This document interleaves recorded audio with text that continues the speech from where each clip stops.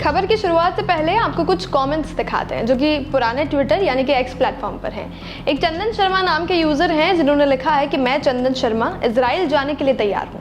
अगर भारत सरकार आदेश दे तो भारत का एक एक राष्ट्रवादी हिंदू इजराइल जाकर इजराइल का समर्थन करेगा और समर्थन में युद्ध भी लड़ेगा। हिंदू आप तैयार हैं? इजराइल के साथ 100 करोड़ हिंदू हैं। भारत इजराइल जिंदाबाद और दोनों के झंडे भी लगाए हैं। एक और हैं जिनका नाम है शुभम और वो इन्हीं के कमेंट के नीचे लिखते हैं कि मैं तो बहुत देर पहले ही ऐलान कर चुका हूं कि हिंदू एकता समूह इजराइल के साथ है और ये कहें तो हम लोग इजराइल आने को तैयार हैं। एक और साहब है जिन्होंने लिखा है कि भारत को हर तरह से इजराइल की सहायता करनी चाहिए। इस्लामिक देश इजराइल को खत्म कर देना चाहते हैं, शर्मनाक। इन सबके पीछे का कारण भी बताते हैं। वो कारण सीधा सा ये है कि देश के प्रधानमंत्री नरेंद्र मोदी ने इजराइल का समर्थन किया है, तो अब उनके पीछे पीछे चलते सभी लोग वहां जाकर लड़ने मरने को तैयार हैं।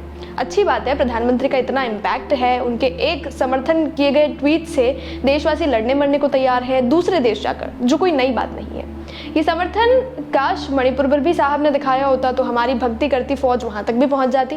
खैर ये सब छोड़िए, इन सब में एक दिक्कत यह है कि इजराइल के जो ब्रांड एम्बेसडर हैं उन्होंने प्रेस कॉन्फ्रेंस करके ये साफ कह दिया है कि उन्हें किसी की ज़रूरत नहीं है, किसी के समर्थन की भी ज़रूरत नहीं है और ना ही वो किसी के समर्थन की मांग करते हैं। उनका कहना यह था कि मैंने पहले भी कहा है और मैं फिर से इस बात को दोहराता हूँ कि ना तो हम कमज़ोर हैं ना ही हमने किसी की मदद मांगी है। बहुत सारे इंडियन वॉलंटियर बनकर इजराइल के लिए लड़ने की बात कर रहे हैं, तो मैं उनसे कहना चाहता हूँ कि हम अपनी लड़ाई खुद लड़ सकते हैं। हम नहीं चाहते कि दूसरे देश के लोग हमारी लड़ाई लड़ें। ये सच है कि अमेरिका हमें हथियारों की सप्लाई कर रहा है क्योंकि हम एक साथ हथियार बनाते हैं, डेवलप करते हैं और ऐसे हालात में इस्तेमाल करते हैं। इसके अलावा हमें किसी और की मदद नहीं चाहिए। हमारे पास इससे निपटने की पूरी क्षमता है।